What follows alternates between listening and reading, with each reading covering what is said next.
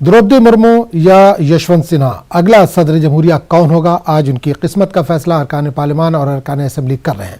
तकरीबन 4800 voter voting करेंगे। Parliament और रियासती असेंबलियों में वोटिंग के बंदोबस्त किए गए हैं। वज़ीर-ए-आज़म नरेंद्र मोदी और वज़ीर दाखिला अमित शाह ने अपना वोट डाल दिया है। एनडीए उम्मीदवार को जीत का मजबूत दावेदार माना जा रहा है। इन्हें 27 छोटी बड़ी पार्टियों की हिमायत हासिल है। मुर्मू की तायद में बाज़ गैर एनडीए पार्टियां भी हैं। द्रौपदी मुर्मू को बीजेपी के साथ साथ BJD, YSR Congress, BSP, AIADMK, TDP, Janata Dal secular, Shiromani Akali Dal, Shiv Sena, Jharkhand Mukti Morcha, Nishad party और अपना दल की हिमायत हासिल है। जबकि अपोजिशन के मुश्तरका उम्मीदवार यशवंत सिन्हा को Congress, TMC, NCP, CPM, RSP, DMK, आम आदमी पार्टी, एआईयूडीएफ, टीआरएस समेत दीगर की हिमायत हासिल है। वोटों की गिनती 21 जुलाई को होगी। 25 जुलाई को नए सदर जमहूरिया की हलफ बर्दारी होगी। मौजूदा सदर रामनाथ कोविंद की मुद्दत कार 24 जुलाई को मुकम्मल हो रही है। उधर मगरबी बंगाल और महाराष्ट्र में बीजेपी को क्रॉस वोटिंग का खदशा है, लिहाजा इन दोनों रियासतों में पार्टी ने एक दिन कबल ही अपने अरकान असेंबली को होटल में शिफ्ट कर दिया है। बीजेपी अरकान असेंबली होटलों से सीधे असेंबली वोट डालने जाएंगे।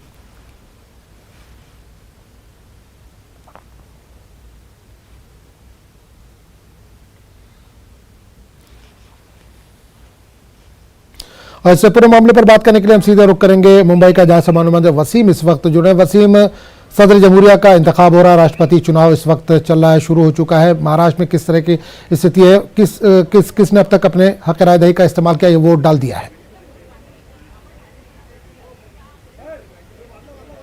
देखिए, अब तक की अगर बात करें तो करीब 10 बजे ये वोटिंग की शुरुआत हुई। अब अभी जो आंकड़े हैं वो करीब 70 के करीब पहुंच चुके हैं। 70 विधायकों ने अब तक अपनी वोटिंग दे दी है। लगातार विधायक जो है लगातार यहाँ विधान भवन में पहुंच रहे हैं। आप देख सकते हैं किस तरह से अब भी एनसीपी के कई विधायक हैं यहाँ उतर रहे, बीजेपी के, शिवसेना के भी कुछ देर पहले आदित्य ठाकरे यहाँ पर गए। तो सभी जो विधायक हैं यहाँ लगातार पहुँच रहे हैं अपनी वोटिंग के लिए। सारे लोग हैं, जिस तरह से दावों का सिलसिला लगातार जारी है। जिस तरह से हमने देखा कि कुछ देर पहले बीजेपी के बड़े नेताओं ने दावा किया है कि इस बार जो आंकड़े हैं वोटिंग के वो 200 के पार कर दिए जाएंगे, यानी 200 से ज़्यादा वोटिंग उन्हें मिलेगी। ये जताने की कोशिश की है कि कांग्रेस और एनसीपी के भी कई विधायक हैं जो टूटते हुए नजर आ रहे हैं और वो इनके साथ नजर आएंगे। अगर इस पूरे परिस्थिति की बात करें तो काफ़ी अहम रहा है महाराष्ट्र में जो वोटिंग परसेंटेज है उसको देखते हुए कि एक बड़ी संख्या साफ तौर पर दिखाई दे रही थी महाविकास आघाड़ी की, लेकिन जब शिंदे ग्रुप बना उसके बाद ये जो बड़ी संख्या है वो टूट चुकी है। और ये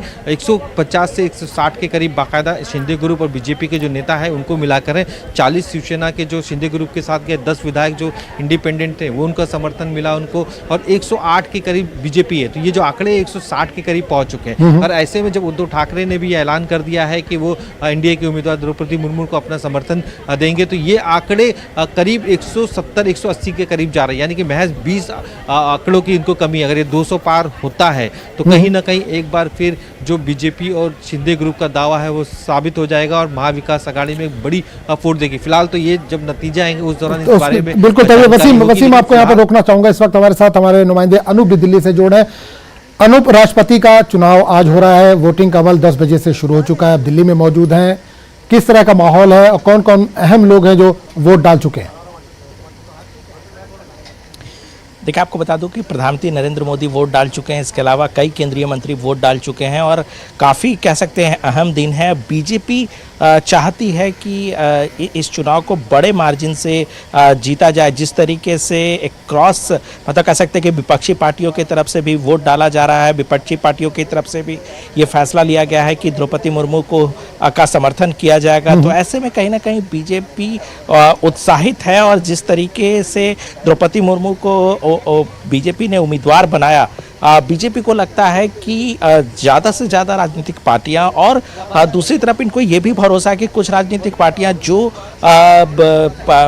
पार्टी के लिहाज से यशवंत सिन्हा को वो समर्थन कर रहे हैं, उसके बावजूद चूंकि द्रौपदी मुर्मू आदिवासी और महिला हैं, तो ऐसे में उनको उस सांसद और विधायक का भी समर्थन वोटिंग प्रक्रिया में मिलेगी। तो कुल मिलाकर के बीजेपी को भरोसा है कि एक बड़े मार्जिन से द्रौपदी मुर्मू को इस चुनाव में जीत मिल सकती है। जी बिल्कुल, लेकिन ये भी देखा गया कि मुर्मू की जीत यकीनी बताई जा रही है जिस तरह से आंकड़े बता रहे हैं, लेकिन यशवंत सिन्हा का जो खेमा है या अपोजिशन का जो खेमा है वो भी मुतमईन नजर आ रहा है कि जीत उनकी ही होगी। जाहिर सी बात है, देखिए चुनाव के वक्त में हर जो पार्टियां होती है या जो समर्थन कर रहे होते हैं वो अपनी जीत का दावा करते हैं, लेकिन अगर आंकड़ों पर अगर हम ध्यान दें तो जब जिस वक्त ये चुनाव की प्रक्रिया शुरू हुई थी तो ऐसा लग रहा था कि सत्ता पक्ष और विपक्ष दोनों के पास जो है वो पर्याप्त मत नहीं है। लेकिन जैसे ही बीजेपी की तरफ से ये घोषणा की गई कि द्रौपदी मुर्मू राष्ट्रपति पद के उम्मीदवार होंगे, उसके साथ ही आंकड़ों में इजाफा होता चला गया। एनडीए खेमे में पार्टियों में विधायकों और सांसदों में बढ़ोतरी देखने को मिली। कई राजनीतिक पार्टियां ऐसी है जो एनडीए के घटक दल नहीं है, उसके बावजूद द्रौपदी मुर्मू को का समर्थन वो कर रहे हैं। दूसरी तरफ जिस बात का जिक्र पहले भी कर रहे थे कि कुछ ऐसे सांसद और विधायक हैं जिनकी पार्टी जरूर वो यशवंत सिन्हा के समर्थन में बात कह रही है, लेकिन वो भी अपनी अंतरात्मा की आवाज़ से, चूंकि आदिवासी और महिला है तो वोट डाल सकते हैं। तो बीजेपी को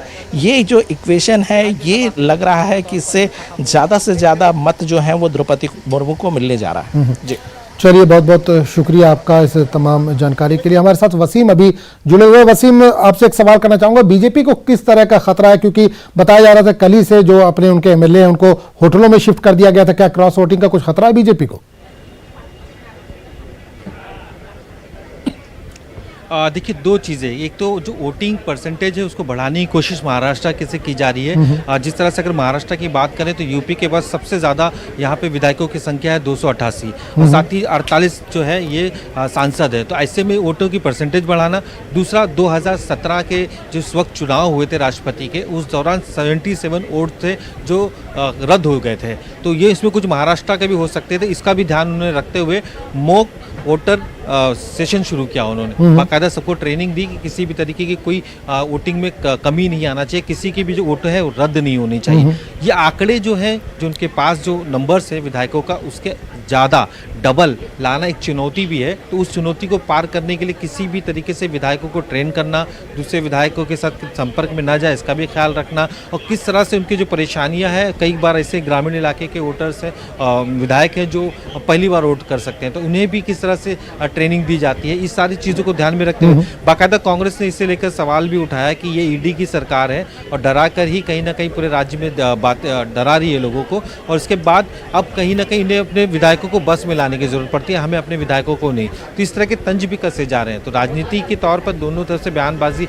जरूर शुरू है, लेकिन मैं आपको बताना चाहूँगा 288 में से 2 विधायक जो है अब भी जेल में, अनिल देशमुख और नवाब मलिक, वो अपना वोट नहीं करेंगे। बीजेपी के 2 विधायक थे जो हॉस्पिटलाइज थे, जो एमएलए और एमएलसी और राज्यसभा के चुनाव में उन्होंने वोटिंग किया था, जिसमें से लक्षण जगताप की तबीयत ज़्यादा खराब है तो वो नहीं आ पाएंगे।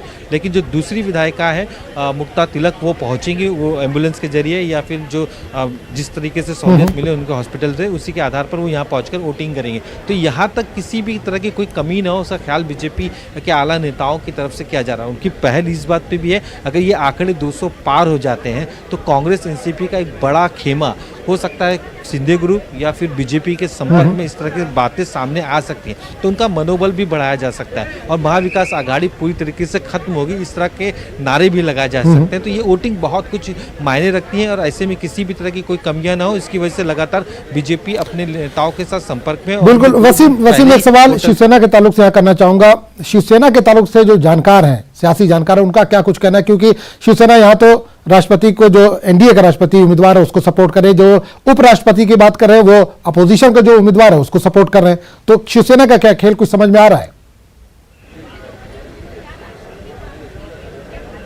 देखिए, जिस तरह से उद्धव ठाकरे ने अपनी जो रणनीति है तय की है शिंदे ग्रुप के जाने के बाद, सबसे पहले उनकी प्राथमिकता है कि बीजेपी में, माफ़ कीजिएगा, शिवसेना में जो नाराज़गी है, उस नाराज़गी में जो सांसद हैं उनके साथ कहीं ना कहीं चर्चा किया जाए और किसी भी तरीके से कोई विद्रोह की आवाज़ ना उठे, इसका भी ख्याल रखा जाए, जिसकी वजह से शिवसेना को इस तरह के डिसीजन लेने पड़े। क्योंकि कई सांसदों ने एक पत्र भी लिखे थे, उसमें उन्होंने मांग की थी कि एनडीए के जो उम्मीदवार हैं उन्हें हमें वोट देना चाहिए, क्योंकि एक आदिवासी महिला है और उनका कहीं ना कहीं सर्वोच्च पद पर बैठना सबसे ज़्यादा ज़रूरी है। तो इस तरह की जो मांगे थी उसको भी ध्यान में रखते हुए और जो शिंदे ग्रुप की तरफ से उनको धोखा मिला है और जिस तरह से उन्हें कई तरह के आज भी परिस्थितियों से गुजरना पड़ रहा है, तो ऐसे में किसी भी तरह की कोई वो रिस्क नहीं लेना चाहते थे, जो जानकार बता रहे, जिसकी वजह से उन्होंने महाविकास आघाड़ी में रहते हुए भी इस तरह के समर्थन दिए और ये बताने की कोशिश की कि इससे पहले जब प्रतिभा पाटिल जी थी या फिर प्रणब मुखर्जी थे, वो उनके समर्थन उनके सहयोगी दलों में उस वक्त नहीं थे, वो बीजेपी के साथ थे,